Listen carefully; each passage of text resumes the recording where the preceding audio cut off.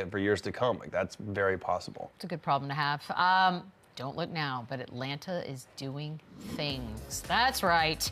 They end the Bucks' 7-game winning streak, 119-104. There he is, friend of the show. Jalen Johnson, 23 points, 13 rebounds. Trae Young with 17. Giannis had 31 and 11 boards. Dame with 25. They have now beaten, Atlanta has, the Knicks, the Celtics, the Cavs twice, and now the Bucks. Lou, this is... And now they're going to have to face the Knicks, which obviously they hate each other. It's kind of the perfect scenario. Are we looking at a potential top seed come playoff time? You know what? This is what I'm doing. I'm doing it. Yeah. Top seed. Why not? We top four. This is what I'm seeing. This is a team that's 3 years removed from the Eastern Conference Final with basically the same core of guys. Like, let's be clear. A lot of these guys were there when they made that run, and now that they're showing you they're back. And this is what I love to see about the Atlanta Hawks.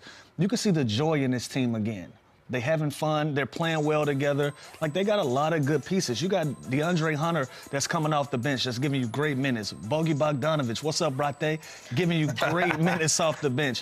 The emergence of Dotson Daniels and Jalen Johnson.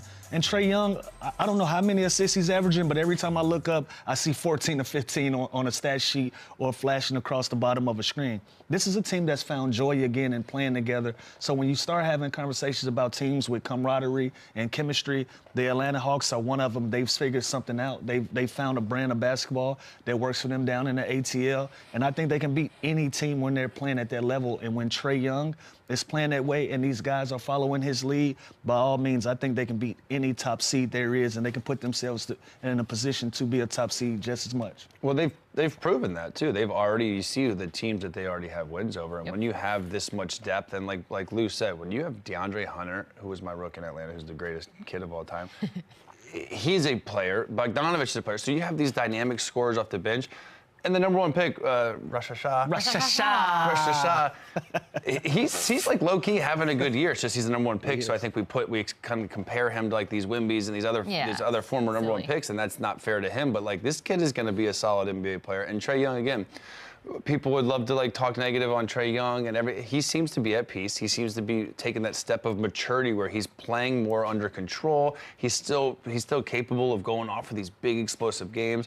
You know he's getting up for this Knicks game. He loves this villain role that they've created with him against New York, and he enjoys it. Him talking trash to his own home fans, like, get your ass out of here, talking about the fans. I love these vibes that Trae Young is giving us. So yeah, this team is on the rise. This team is scary. If you're the Celtics, you're the Cavs, and you draw this team first round, you're in a dogfight. Like, they're not just going to roll over. This team is young, they're poised, they defend, and they can put up 130, 140 points any night. And another thing I want to highlight from Trae Young, you know, he was known for shooting so many of those deep shots early in the shot clock. They were frustrating. In the fast break, and then when he didn't make those shots, it was frustrating to everybody, right?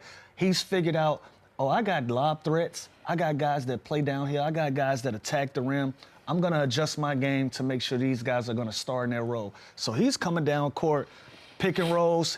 He's pick your poison. Either I'm going to go downhill, I'm going to use my floater like this. I'm playing in the lane, float ball. Float ball number 1, I got a lob threat right here. Jalen Johnson to clean it up if Dotson don't. More pressure on the rim, floater again. Like, this is a great brand of basketball for Trae Young. He's not relying on 3-point shots. He's not relying on those deep ones. He's putting pressure on you every single time down the floor. And they're getting a lot of good basketball from it. And you know what's nice? I'd always say, like, I want to see Trae Young on the Lakers because I want to see him not be the best player. I want to see him kind of take that role. People don't like when you say stuff like that.